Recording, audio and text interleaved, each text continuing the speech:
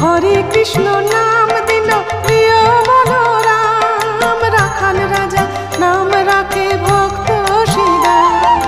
হরে কৃষ্ণ নাম দিল প্রিয় বলরাম, রাখাল রাজা নাম রাখে ভক্ত শ্রীরাম। হরে কৃষ্ণ নাম দিল প্রিয় বলরাম, রাখাল রাজা নাম রাখে ভক্ত শ্রীরাম।